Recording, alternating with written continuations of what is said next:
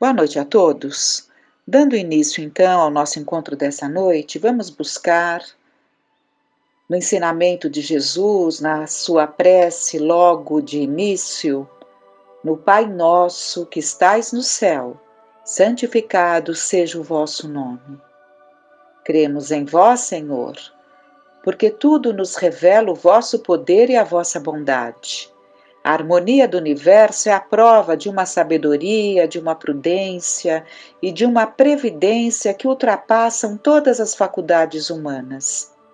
O nome de um ser soberanamente grande e sábio está inscrito em todas as obras da criação, desde a relva humilde e do menor inseto até os astros que se movem no espaço. Por toda parte vemos a prova de uma solicitude paternal. Cego, pois, é aquele que não vos glorifica nas vossas obras, orgulhoso aquele que não vos louva, e ingrato aquele que não vos rende graças. E é então nessa certeza, dessa solicitude paternal, neste amor que nos acompanha, todos nós, criaturas de Deus, que nós vamos buscar então trazer alguns apontamentos do estado em que se encontra um espírito ao desencarnar, buscando um gancho do que falávamos a semana passada, do estado da odila em desequilíbrio no plano espiritual. E é importante que entendamos que essa solicitude, essa previdência divina, essa providência divina, esse amor que nos acompanha em todos os ambientes em que estivermos, sempre se fará presente. Então, pegando no Livro dos Espíritos, Perturbação Espírita, que Kardec pergunta a eles: deixando o corpo, a alma tem imediata consciência de si mesma? Consciência imediata não é o termo, ela fica perturbada por algum tempo. Todos os espíritos experimentam no mesmo grau e pelo mesmo tempo a perturbação que se segue à separação da alma e do corpo? Não, pois isso depende da sua elevação. Aquele que já está depurado se reconhece quase imediatamente, porque se desprendeu da matéria durante a vida corpórea, enquanto o homem carnal, cuja consciência não é pura, conserva por muito tempo mais a impressão da matéria. E Kardec pergunta: o conhecimento do Espiritismo exerce alguma influência sobre a duração maior ou menor da perturbação? Uma grande influência, pois o espírito compreende antecipadamente a sua situação, mas a prática do bem e a pureza de consciência são o que exerce maior influência. Então, o que realmente conta é a prática do bem e a pureza de consciência. Evidentemente que o conhecimento ajuda, mas não é suficiente. Isso é claro, né? É preciso que esse conhecimento nos leve à prática do bem e à busca de uma consciência tranquila, praticando os seus deveres, não perdendo as oportunidades, não negligenciando o bem que se poderia fazer. Vamos ao comentário de Kardec? No momento da morte, tudo a princípio é confuso. A alma necessita de algum tempo para se reconhecer. Sente-se como atordoada, no mesmo estado de um homem que saísse de um sono profundo e procurasse compreender a sua situação. A lucidez das ideias e a memória do passado lhe voltam à medida que se extingue a influência da matéria de que se desprendeu e que se dissipa essa espécie de nevoeiro que lhe turva os pensamentos. A duração da perturbação de após a morte é muito variável, Pode ser de algumas horas, como de muitos meses e mesmo de muitos anos. Aquele em que é menos longa são os que se identificaram durante a vida com o seu estado futuro, porque então compreendem imediatamente a sua posição, né? Daí é importante o conhecimento, compreender a situação em que se encontra. Essa perturbação apresenta circunstâncias particulares segundo o caráter dos indivíduos e, sobretudo, de acordo com o gênero de morte. Nas mortes violentas, por suicídio, suplício, acidente, apoplexia, ferimentos, etc., o espírito é surpreendido, espanta-se, não acredita que esteja morto e sustenta teimosamente que não morreu. Não obstante, vê o seu corpo, sabe que é dele, mas não compreende que esteja separado. Procura as pessoas de sua afeição, dirige-se a elas e não entende porque não o ouvem. Essa ilusão mantém-se até o completo desprendimento do espírito, e somente então ele reconhece o seu estado e compreende que não faz mais parte do mundo dos vivos. Esse fenômeno é facilmente explicável. Surpreendido pela morte imprevista, o espírito fica aturdido com a mudança brusca que nele se opera. Para ele, a morte é ainda sinônimo de destruição, de aniquilamento. Ora, como continua a pensar, como ainda vê e escuta, não se considera morto. E o que aumenta a sua ilusão é o fato de se ver num corpo semelhante ao que deixou na Terra, cuja natureza etérea ainda não teve tempo de verificar. Ele o julga sólido e compacto como o primeiro. E quando se chama a sua atenção para esse ponto, admira-se de não poder apalpá-lo. Então, evidentemente que o conhecimento ajuda nessa percepção de que houve um desenlace, de que houve um afastamento do corpo de carne, de que houve de fato o fenômeno da morte.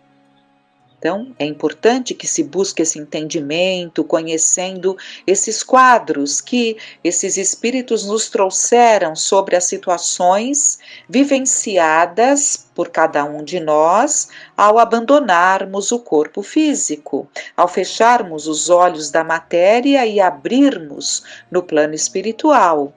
Evidentemente que as doenças prolongadas preparam muito mais o espírito para essa situação. É muito mais fácil para um espírito que passou por situações físicas dolorosas, né? Um definhar das suas forças, porque ele já vai se preparando e ele já tem o tempo de ir vivendo mais no plano espiritual e menos aqui no estado de vigília. O desprendimento se faz de uma forma muito mais natural pela própria perda das forças físicas, né? E vamos então agora com detalhes, porque nós vimos ali a situação da Odila, que era a primeira esposa, totalmente enraivecida no plano espiritual. Comentamos que haveria um trabalho de esclarecimento para que houvesse ali a desobsessão, favorecendo tanto a ela quanto a Zulmira, segunda esposa, e em decorrência a família, em decorrência ao próprio Julinho desencarnado, porque todos contavam e necessitavam do equilíbrio dessas duas mães, dessas duas mulheres. Então nós vamos ver no capítulo 23 do mesmo livro, Entre a Terra e o Céu, de André Luiz, psicografado pelo Chico Xavier, apelo maternal. A paisagem doméstica, então o que vai acontecer aqui? Ali na casa de Amaro, né, se dará o afastamento de Odila. Mas como nós vimos, acho que já comentamos, ou se não comentamos, é preciso que entendamos que o afastamento não se pode dar de uma forma brusca.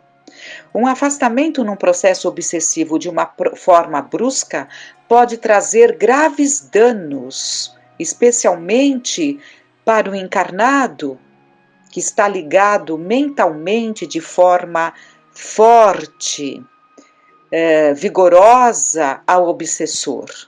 Então, vamos ver como isso vai se dar. A paisagem doméstica na residência de Amaro não mostrava qualquer alteração. Zulmira, atormentada por Odila, que realmente lhe vampirizava as forças, jazia no leito apática e desolada, como estátua viva de angústia e medo, escutando o vento que zunia lá fora. Mais magra e mais abatida, exibia comovedoramente a própria exaustão. Irmã Clara, depois de expressivo entendimento com o nosso orientador, solicitou que nos mantivéssemos a pequena distância. A Irmã Clara é um espírito de muita condição, que já alcançou uma condição tal e que traz ali o coração voltado à sua especialidade voltada para essas questões afetivo-sexuais, digamos assim, para esses quadros mais dolorosos do exercício da sexualidade, da canalização doentia dos afetos. Então, ela vem em socorro, ela vem em auxílio, né, a esse trabalho.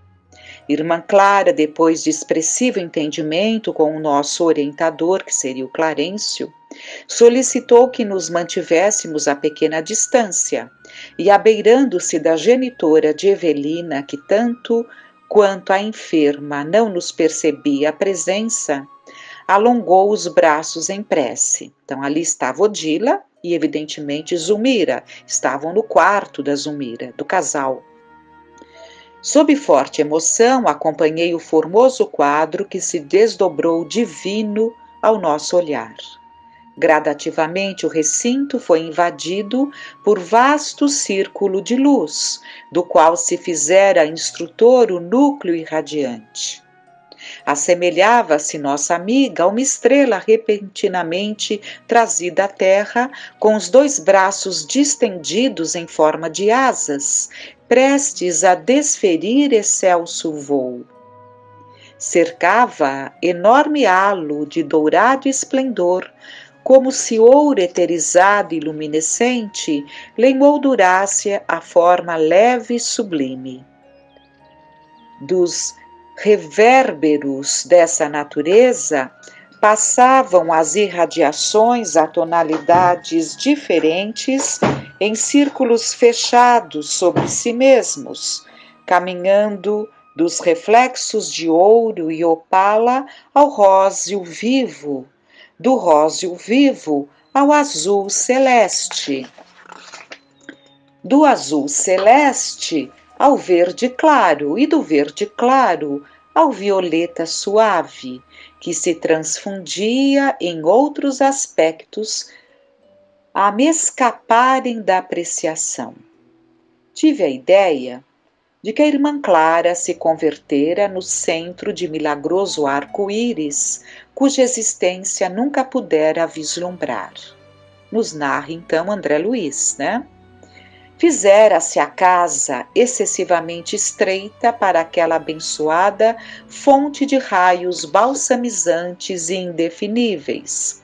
Reparei que a própria Odila se aquietara como que dominada por branda coação. Estático, mal conseguia articular alguns monossílabos, procurando esclarecimento em nosso instrutor. Irmã Clara, informou o ministro, igualmente enlevado, já atingiu o total equilíbrio dos centros de força que irradiam ondulações luminosas e distintas. Em oração, ao influxo da mente enaltecida, emite as vibrações do seu sentimento purificado, que constituem projeções de harmonia e beleza a lhe fluírem do ser. Se partilhássemos com ela a mesma posição evolutiva, entraríamos agora em relação imediata com o elevado plano de consciência em que se exterioriza, E então, em vez de somente observarmos esse deslumbramento de luz e cor, perceberíamos a mensagem glorificada que lhe nasce do coração, de vez que as irradiações sob nossos olhos são música e linguagem, sabedoria e amor do pensamento a expressar-se maravilhoso e vivo. A sintonia espiritual perfeita, porém, só é possível entre aqueles que se confundem na afinidade completa. Então, Clarence explica a André Luiz, que nem todos conseguiriam alcançar a linguagem daquelas luzes. Poderiam perceber aquelas luzes que são o efeito de uma irradiação que partia da irmã Clara, mas que transmitiam pensamentos, uma linguagem que não era alcançada. A mensageira transfigurada parecia mais bela. Avançou para a primeira esposa de Amaro e cobriu-lhe os olhos com a destra lirial. Reparem, disse Clarencio feliz, ela guarda o poder de ampliar a visão. Odila identificar-lhe-á a presença, assim como a vemos. Então, Clarencio explica ali a André Luiz e a Hilário que ela se faria visível, ela ampliaria a capacidade visual da Odila, a primeira esposa, para que fosse vista por ela. Com efeito, vimos a genitora de Evelina, tocada por aqueles dedos celestes, proferiu um grito de encantamento selvagem e caiu de joelhos. Naturalmente ofuscada pelo brilho de que se envolvia a visitante inesperada, começou a chorar suplicando: Anjo de Deus, socorre-me, socorre-me. Odila, que fazes? Interrogou a emissária com inesquecível inflexão de ternura. Haverá, porém, algum ponto de contato entre amor e vingança? Indicando timidamente a triste companheira que jazia acorrentada,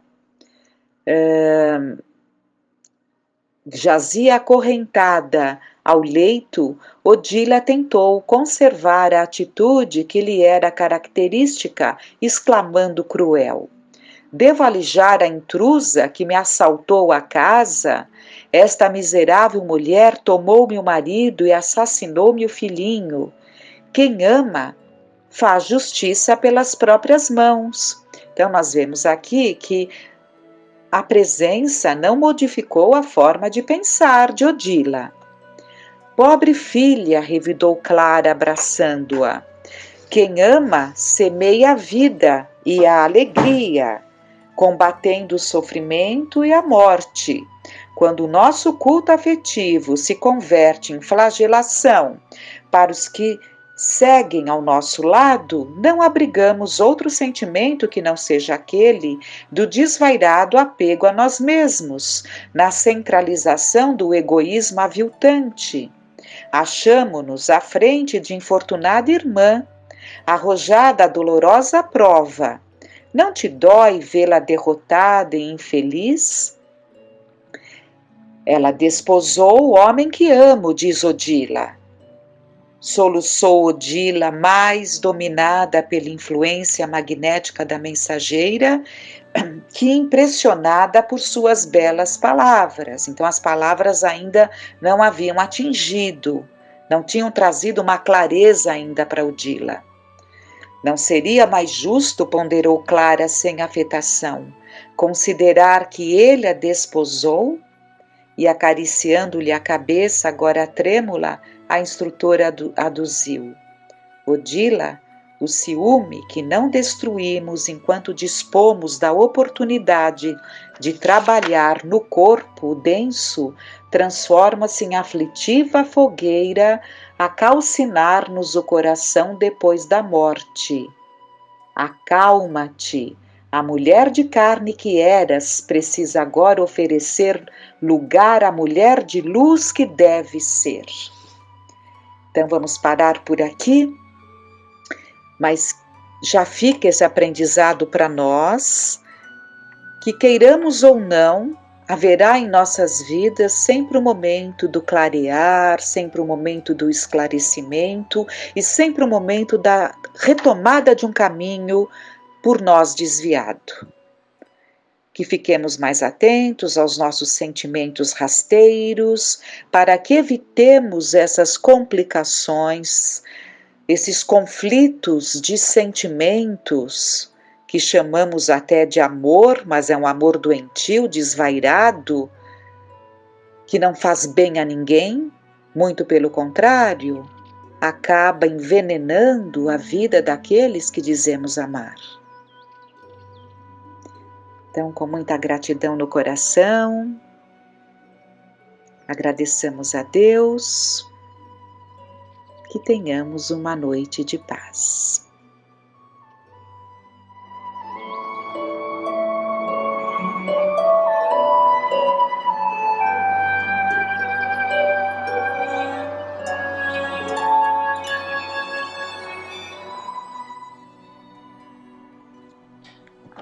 Olá a todos. Hoje nós trouxemos do livro Libertação, que é o livro que tem a psicografia de Chico Xavier pelo espírito de André Luiz.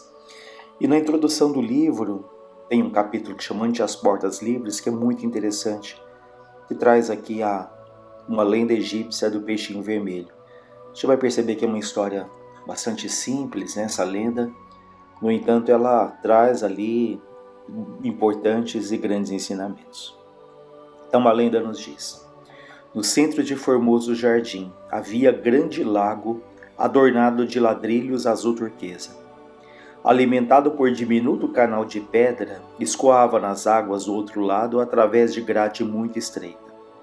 Nesse reduto acolhedor vivia toda uma comunidade de peixes a se refestelarem, a viver em festas, nédios, satisfeitos, em complexas locas, frescas e sombrias, e elegeram um dos concidadãos de Barbatanas para os encargos de rei, e ali viviam plenamente despreocupados entre a gula e a preguiça. Junto deles, porém, havia um peixinho vermelho menosprezado de todos. Não conseguia provar a mais leve larva, nem refugiar-se nos rios barrentos, nos nichos barrentos. Os outros, vorazes e gordos, arrebatavam para si todas as formas de larva e ocupavam displicentes todos os lugares consagrados ao descanso. O peixinho vermelho que nadasse sofresse. Por isso mesmo era visto em correria constante, perseguido pela canícula, pelo calor muito forte, ou atormentado de fome. Não encontrando pouso no vastíssimo domicílio, o pobrezinho não dispunha de tempo para muito lazer, e começou a estudar com bastante interesse. Fez um inventário de todos os ladrilhos que enfeitavam as bordas do poço. Arrolou, listou todos os buracos nele existentes e sabia com precisão onde se reuniria maior massa de lama por ocasião de aguaceiros. Depois de muito tempo, à custa de longas perquirições, de longas investigações, encontrou a grade do escoadouro. À frente de imprevista oportunidade de aventura benéfica, refletiu consigo: não será melhor pesquisar a vida e conhecer outros rumos? Optou então pela mudança.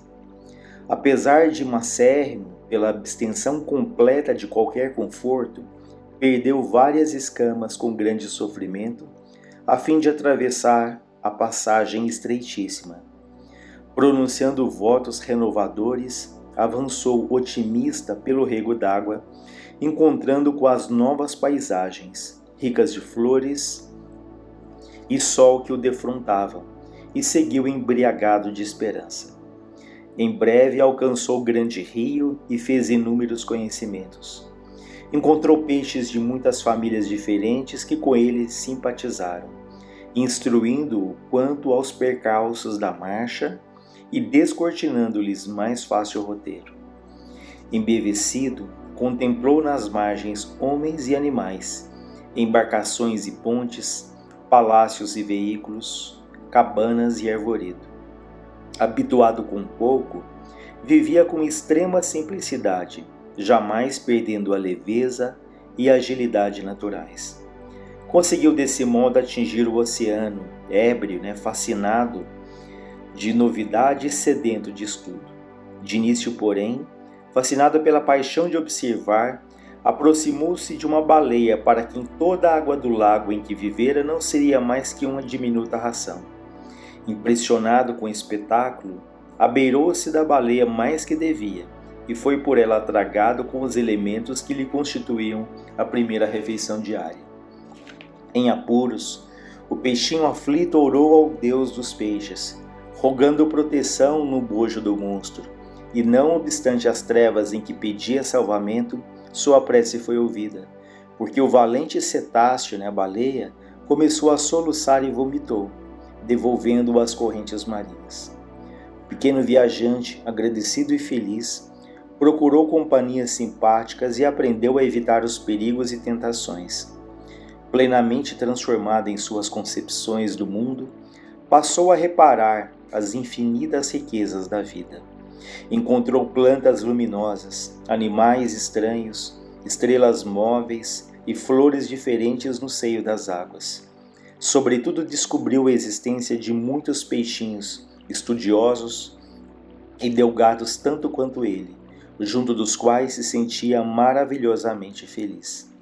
Vivia agora sorridente e calmo no palácio de coral que elegera, com centenas de amigos para residência ditosos, quando, ao se referir ao seu começo laborioso, veio a saber que somente no mar as criaturas aquáticas dispunham de mais sólida garantia, de vez que quando o estio se fizesse mais arrasador, as águas de outra atitude continuariam a correr para o oceano.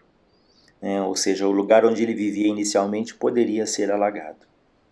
Os peixes, pensou, e sentindo... O peixinho pensou, e sentindo imensa compaixão daqueles com que convivera na infância, decidiu consagrar-se à obra do progresso e à salvação deles. Não seria justo regressar e anunciar-lhes a verdade? Não seria nobre ampará-los, prestando-lhes a tempo valiosas informações? Não hesitou. Fortalecido pela generosidade de irmãos benfeitores que com ele viviam no palácio do coral, empreendeu comprida viagem de volta. Voltou ao rio, do rio dirigiu-se aos regatos e dos regatos se encaminhou para os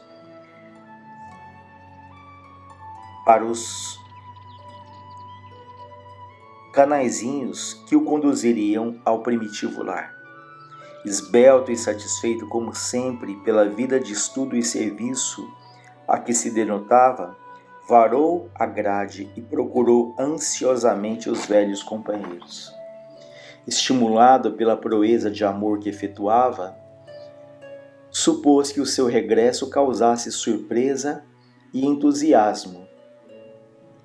Certo, a coletividade inteira lhe celebraria o feito, mas depressa verificou que ninguém se mexia. Todos os peixes continuavam pesados e ociosos, repimpados nos mesmos ninhos lodocentos, protegidos por flores de lótus de onde saíam apenas para disputar larvas, moscas ou minhocas desprezíveis. Gritou que voltara a casa, mas não houve quem lhe prestasse atenção, porquanto ninguém ali havia dado pela ausência dele. Ridicularizado, procurou então o rei das guelras enormes e comunicou-lhe a reveladora aventura.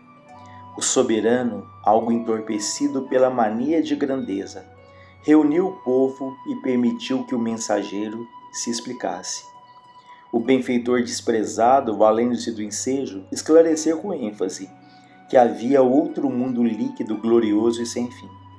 Aquele poço era uma insignificância que poderia desaparecer de um momento para outro. Além do escoadouro próximo, desdobrava-se outra vida e outra experiência. Lá fora, corriam regatos ornados de flores, rios caudalosos, repletos de seres diferentes, e por fim o mar, onde a vida parece cada vez mais rica e mais surpreendente. Descreveu o serviço de tainhas e salmões, de trutas e esqualos. Deu notícias do peixe-lua, do peixe-coelho, do galo do mar. Contou que vira o céu repleto de astros sublimes e que descobrira árvores gigantescas, barcos imensos, cidades praieiras, monstros terríveis, jardins submersos, estrelas do oceano, e ofereceu-se para conduzi-los ao palácio de coral, onde viveriam todos prósperos e tranquilos. Finalmente os informou de que semelhante felicidade, porém, tinha igualmente seu preço. Deveriam todos emagrecer convenientemente, deixando de devorar tanta larva e tanto verme nas locas escuras e aprendendo a trabalhar e estudar tanto quanto era necessário para a aventurosa jornada. Assim que terminou, gargalhadas estridentes coroavam-lhe a preleção. Ninguém acreditou nele. Alguns oradores tomaram a palavra e afirmaram solenes que o peixinho vermelho delirava, que outra vida além do poço era francamente impossível, que aquela história de riachos, de rios, de oceanos era mera fantasia de cérebro demente, e alguns chegavam a declarar que falavam em nome de Deus os peixes, que trazia os olhos voltados para eles unicamente.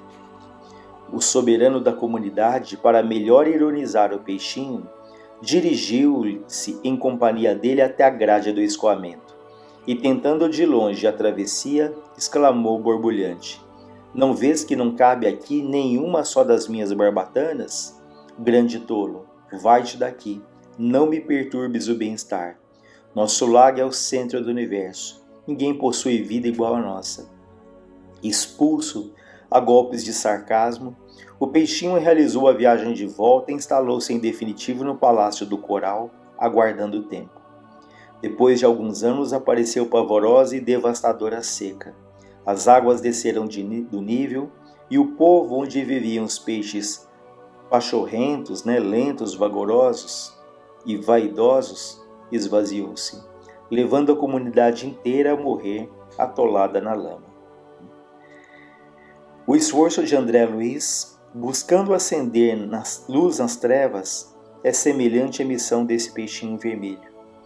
Encantado com as descobertas do caminho infinito, realizadas depois de muitos conflitos no sofrimento, ele volta aos recôncavos da crosta terrestre, anunciando aos antigos companheiros que além dos cubículos em que se movimentam, resplandece outra vida, mais intensa, mais bela, exigindo, porém, apurado aprimoramento individual para a travessia da estreita passagem de acesso às claridades da sublimação.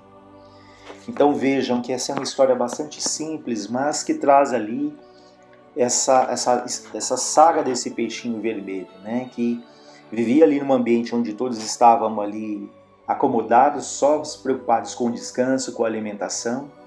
E esse peixinho ali, mesmo com as limitações dele, com a magreza ali extrema, sendo ridicularizado, sendo abandonado, ele faz um inventário, Ou seja, ele busca exatamente qual é o ambiente que ele vivia, onde estavam ali os buracos, as grades. Trazendo para a nossa realidade, é como se ao invés de nós nos acomodarmos ou ficarmos ali constantemente reclamando daquilo que nós não temos, nós fizéssemos um inventário, um levantamento do que nós temos, onde nós estamos vivendo. Quais são os recursos que a vida, que Deus nos oferece, a bênção de um trabalho material, espiritual, a bênção de uma família, a bênção de uma religião que nos esclarece, a bênção dos amigos, a bênção dos livros. Então, e onde nós estamos? Pensamos sempre onde eu deveria estar, o que eu tenho que fazer. Mas talvez o primeiro passo seria percebermos onde nós estamos e fazermos o melhor com o que já temos nas mãos, no ambiente, no meio onde Deus nos colocou nesse presente momento. Então esse peixinho fazendo o inventário, ele busca ali recursos, ele busca novas possibilidades, não ficando preso às dificuldades que ele trazia. E aí há a descoberta de mundos novos, de novas paisagens, de novas alegrias. Nós temos que sair ali do nosso círculo tão vicioso, presos ali ao passado, às mágoas, à tristeza, às nossas limitações, e termos a certeza, a convicção de que muita alegria nos aguarda se soubermos perseverar, que muito além daquilo que a gente percebe hoje, há muito a ser aprendido, há muito a ser percebido, há muito a ser vivido, para que a gente então, assim como peixinhos, tenha essa convicção. Não, nós já sabemos, mas temos a convicção de que dias melhores nos aguardam, mundos melhores, mas nós temos que valorizar e fazer o nosso melhor e procurarmos momentos de alegria também aqui mesmo na Terra. E aí ele passa a reparar as infinitas riquezas da vida, essa questão da contemplação, de abrirmos nossos olhos, aguçarmos nossos ouvidos, porque se temos tantas lutas, quantas coisas a vida também nos oferece. É que mergulhados ali nessas queixas, nas lamentações, a gente não percebe as bênçãos que nos chegam, que estão ali do nosso lado. E esse peixinho é interessante que ele pensa nos outros, ele se sente feliz, mas veja um desejo dele de retornar, de regressar, de trazer ali os companheiros. No entanto, o que acontece? Ele é desprezado, ele é taxado como louco, é dito a ele que nada havia além daquele poço em que eles viviam.